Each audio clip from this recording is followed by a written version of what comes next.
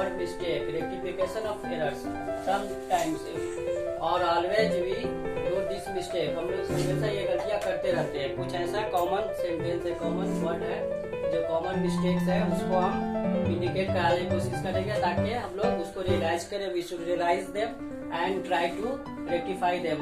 उसको हम लोग रियलाइज कर ले कि हम लोग का गलती होता है, इसको हम लोग अवॉइड करेंगे, उसको हम लोग क्या करेंगे, एलिमिनेट करेंगे, उसको गलती को सुधारेंगे। ये गलती हमेशा होता है, इसको हम लोग पहले से जान लेंगे तो ये हम लोग से गलती नहीं होगा, क्योंकि एग्जाम में ये सब गलती की वजह से मार्क्स कटता है। और ये 10 हो या 12 हो या कॉलेज का एग्जाम हो या फिर कंपटीशन का एग्जाम, ये सब गलतियों से हमको बचना पड़ेगा। तो सबसे पहले लिखा हुआ हैज, हैव, हैड। अगर किसी सेंटेंस में हैज, हैव या हैड रहेगा, किसी भी सेंटेंस में हैज, हैव, हैड रहेगा और उसके साथ अगर वर्ब है तो उस वर्ब को हमेशा हम लोग उसका थर्ड रूप देंगे। उसको हमेशा क्या करेंगे, थर्ड लिखेंगे। कोई भी सेंटेंस में अगर हैज, हैव दिख रहा है, उसके बाद अगर वर्ब लिखा हुआ है तो वर्ब हमेशा थर्ड होना चाहिए। अगर हम उसको लिख रहे हैं तो हमेशा थर्ड करके लिखेंगे। और अगर कहीं पे हमको रेक्टिफाई करना एरर्स है तो वहाँ पे हमको गलती पकड़ना पड़ेगा। यहाँ पे वर्ब थर्ड नहीं है, मतलब यहाँ पे मिस्टेक है, यहाँ पे वर्ब का थर्ड होना चाहिए। जैसे यहाँ पे अगर लिखा सी हैज, सी हैज के बाद अगर बाई लिखा, सी हैज बाई ए कार, तो सेंटेंस गलत है। वहाँ पे होना चाहिए सी हैज बाउट ए कार, वहाँ पे थर्ड होगा। तो हैज होगा तो वहाँ पे थर्ड हो जाएगा। या फिर आई है, वहाँ पे होना चाहिए बाउट ए कार, बाई का हम लोग बाउट थर्ड करेंगे। या फिर दे हैड, वहाँ पे करेंगे प्लेड, प्ले नहीं करेंगे प्लेड, प्लेड देखिए तो वहाँ पे थर्ड कर। जहाँ भी हैज, हैव, हैड दिखे वर्ब से पहले तो वहाँ पे हम लोग को वर्ब को थर्ड करना। लिखने के टाइम में ये ध्यान रखना, अगर हम कोई भी क्वेश्चन का आंसर लिखते हैं तो वहाँ पे सेंटेंस में मेरा हैज, हैव का यूज करते हैं तो हैज, हैव के बाद वर्ब का थर्ड करना कंपलसरी है। वर्ब का थर्ड नहीं करेंगे तो सेंटेंस रॉन्ग हो जाएगा। सेकेंड में आता है कैन बी, कुड बी। अगर सेंटेंस में सिर्फ कैन रहा तो वहाँ पे हम लोग वर्ब का फर्स्ट फॉर्म लिखते हैं। जैसे I can solve the problem, तो वहाँ पे कैन के बाद सोल्व द प्रॉब्लम थर्ड नहीं हो रहा है। लेकिन जैसे ही कैन बी हो जाएगा तो वहाँ पे हम लोग वर्ब का थर्ड करेंगे। कुड भी हो जाएगा तो वहाँ पे हम लोग वर्ब का थर्ड करेंगे। एग्जाम में लिखने के टाइम में अगर सेंटेंस में हम लोग यूज करते हैं कैन बी या कुड बी तो वहाँ पे वर्ब का थर्ड लिखना जरूरी है, कंपलसरी है। वर्ब का थर्ड नहीं लिखते तो रॉन्ग हो जाता है। जैसे अगर बोलते हैं कि आई कैन, सिर्फ आई कैन, तो वहाँ पे वर्ब का फर्स्ट होगा सोल्व द प्रॉब्लम।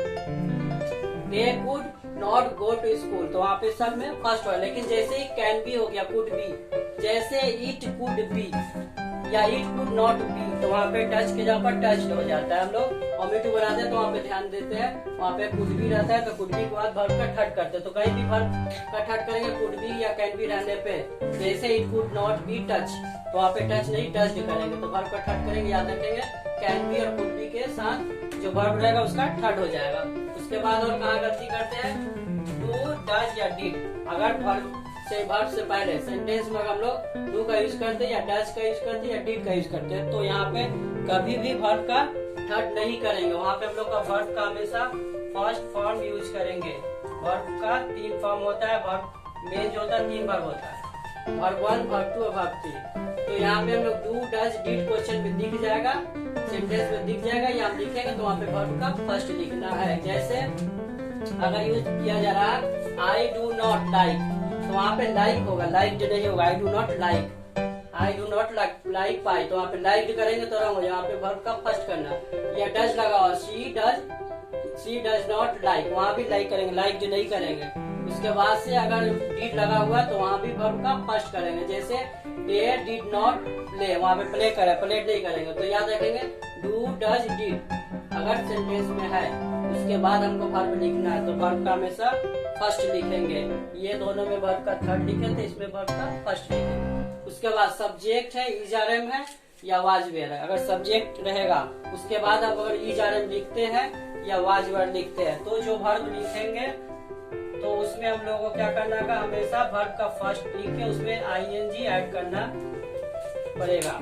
जैसे अगर हम लिखते हैं शी इज लिखते हैं, अब हम गो लिखेंगे तो नहीं होगा, या गॉन लिखेंगे वेट लिखेंगे नहीं होगा। वहाँ पे क्या होगा, शी इज गोइंग करना पड़ेगा। जब भी इज आर एम आए तो वहाँ पे गोइंग आईएनजी लगाना पड़ेगा। जैसे I am reading, I am read नहीं कर सकते, आई एम रीडिंग। या फिर they are playing cricket, they are are आया तो उसके बाद प्लेइंग कर रहा है। उसी तरह वाच में भी आई वाच रीडिंग, वहाँ पे वाच हुआ तो वर्ब में आईएनजी रीडिंग कर रहे हैं। They were playing cricket, they were आया तो वर्ब में आईएनजी लगाते हैं। तो याद रखेंगे सब्जेक्ट लिखने के बाद अगर इज आर हम लोग यूज करते हैं या फिर वाज वेयर यूज करते हैं तो वहाँ पे वर्ब में हमको आईएनजी लगाना पड़ेगा।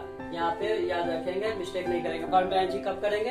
अगर सब्जेक्ट के बाद इज आर वाज वेयर रहे और वर्ब लिखना पड़े तब।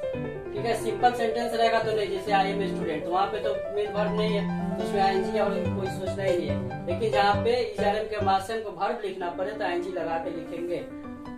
फिर तुम्हें क्या गलती होता? इसी चीज को देखो, दोनों सेम है लेकिन इसमें गलती हम लोग क्या करते हैं, यहाँ पे ऑब्जेक्ट है उसके बाद इज आर में फिर वाज वेयर, इसमें सब्जेक्ट था।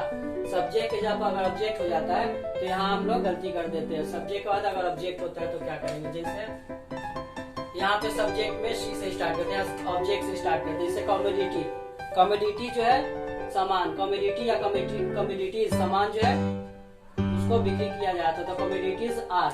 अब वहाँ पे हम लोग इसके हिसाब से जाएंगे तो वहाँ पे सेलिंग करेंगे तो रॉन्ग हो जाएगा क्योंकि ये सब्जेक्ट से स्टार्ट नहीं ऑब्जेक्ट से स्टार्ट है। तो वहाँ पे कमोडिटीज आर सोल्ड करना पड़ेगा। तो इस तरह का ऑब्जेक्ट से स्टार्ट हो और इज आर वाज वेयर हो तो वहाँ पे फिर से हम लोग वर्ब का थर्ड में चले जाएंगे। थोड़ा सा डिफरेंस है, इसको क्लियर करना होगा।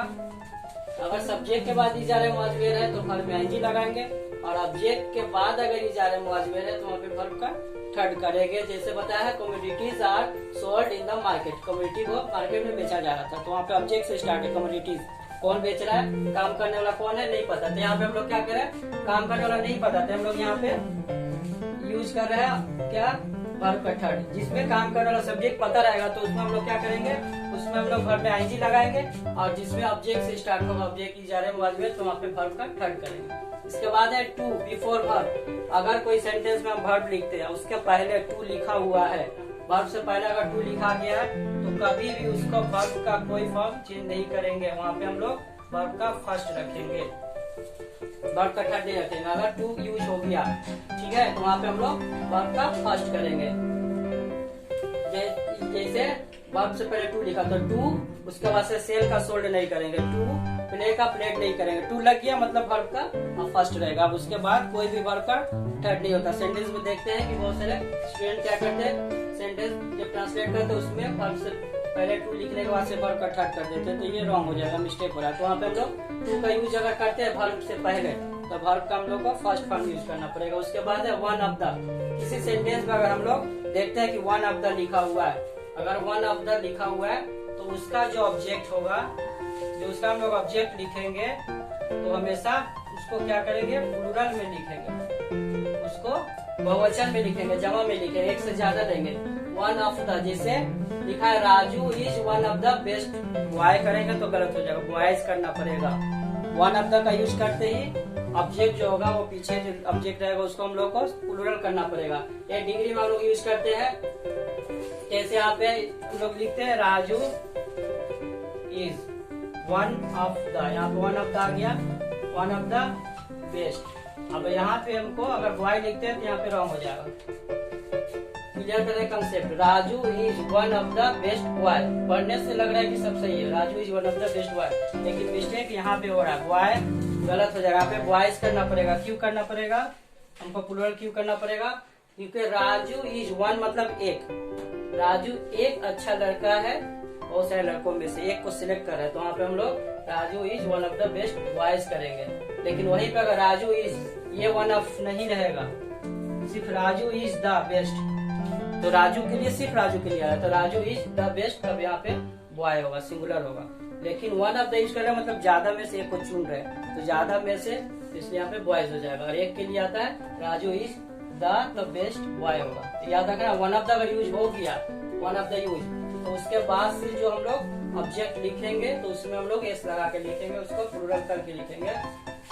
उसके बाद है आइदर और नाइदर नॉर। आइदर और नाइदर में देखेंगे, आइदर और हो या neither nor, either neither each every, तो ये सब को हम लोग क्या मानते हैं, सबको हम लोग सिंगुलर मानते हैं। तो इसका जो ऑब्जेक्ट होगा वो हमेशा सिंगुलर में होगा, इसका जो ऑब्जेक्ट लिखेंगे वो सिंगुलर में लिखेंगे, उसको एक ही मानते हैं। जैसे ईच ऑफ देम मतलब उनमें से एक ही चुना गया। Either of you, either of student, कोई भी स्टूडेंट में से एक को चुना जा रहा है, तो वहाँ भी हम लोग सिंगुलर मानेंगे। ईच भी सिंगुलर, नाइदर भी एवरी स्टूडेंट, ठीक है, मतलब हर एक स्टूडेंट, एक एक स्टूडेंट को ही बोला जा रहा है, तो वहाँ पे हम लोग सिंगुलर मानेंगे, वहाँ पे हम लोग ऑब्जेक्ट को सिंगुलर रखेंगे, ठीक है। तो उस हिसाब से हेल्पिंग वर्ब भी सिंगुलर ही आएगा। जैसे यहाँ पे है ईच ऑफ देम वाज करेंगे, ईच करेंगे, ईच ऑफ देम आर नहीं करेंगे या वेयर नहीं करेंगे, each of them was reading newspaper, उसमें से हर कोई न्यूज़पेपर पढ़ रहा था, तो सबको इंडिविजुअल एक एक के लिए यूज हो रहा है, तो उसका हेल्पिंग वर्ब भी जो होगा ये सिंगुलर ही होगा। ईच आ रहा है, वाज वेयर में से हम लोग सिलेक्ट करेंगे सिंगुलर के हिसाब से। अगर ईच लग गया तो वहाँ पे हम लोग ईच या वाज लगाएंगे, आर नहीं करेंगे, वेयर नहीं करेंगे, ठीक है। तो ऑब्जेक्ट भी सिंगुलर, उसका हेल्पिंग वर्ब भी सिंगुलर रहेगा। उसके बाद है कलेक्टिव नाउन। तो कलेक्टिव नाउन किसको बोलते हैं? तो ऐसा नाउन जो हमेशा ग्रुप में ही रहता है उसको बोलते हैं कलेक्टिव नाउन। कलेक्टिव नाउन क्या है? ग्रुप में रहता है, हमेशा ग्रुप में। जैसे बंच ऑफ फ्लावर्स, तो फूलों का एक गुच्छा, या बंच ऑफ ग्रेप्स, अंगूर का एक गुच्छा, ठीक है, या बंच ऑफ की, चाबियों का गुच्छा, मतलब हमेशा ग्रुप में रहता है। या जैसे आर्मी हुआ, तो आर्मी क्या है? ग्रुप ऑफ सोल्जर्स है, सिपाही लोग का एक ग्रुप जिसको आर्मी बोलते हैं, ठीक है। स्टूडेंट लोग का ग्रुप क्या बोलते हैं? क्लास बोलते हैं। तो इस तरह ग्रुप में जब रहेगा तो उसको हम लोग एक से ज्यादा नहीं समझेंगे, उसको एक ही समझेंगे। जैसे bunch of flowers, bunch of flowers, यहाँ पे गलती कहाँ पे होता है?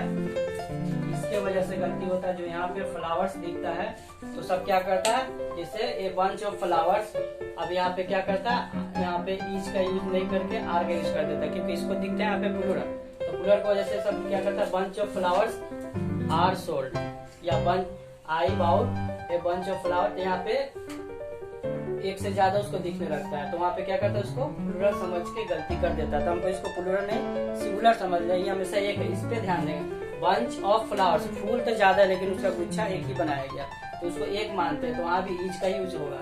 ईच का अगर पास्ट में तो वाच का, वहाँ पे ईच से आर नहीं करेंगे, वाच का वेयर नहीं करेंगे, क्योंकि सिंगुलर मानेंगे इसको, ठीक है। यहाँ पे बंच ऑफ फ्लावर, आर नहीं, ठीक है। बंच ऑफ फ्लावर जैसे फूल का गुच्छा बहुत खूबसूरत है, तो क्या करेंगे? बंच ऑफ फ्लावर्स दिखा तो आर ब्यूटीफुल नहीं करेंगे, bunch of flower, bunch of flowers each करेंगे, इसको ध्यान नहीं देंगे, इसको ध्यान देंगे, गुच्छा तो एक ही है, तो बंच ऑफ फ्लावर्स ईच, ठीक है। तो कलेक्टिव नाउन जहाँ भी दिख जाए वहाँ पे हम लोग उसको सिंगुलर मान के उसके हिसाब से ईच लगाएंगे या वज लगाएंगे। उसके बाद है बिटवीन टू वर्ड्स, जब भी दो वर्ब होगा, दो वर्ब एक साथ कभी हम नहीं लिख सकते हैं, दो वर्ब दो काम एक साथ हम लोग नहीं लिख सकते, तो उसके लिए हम लोग क्या करना पड़ेगा?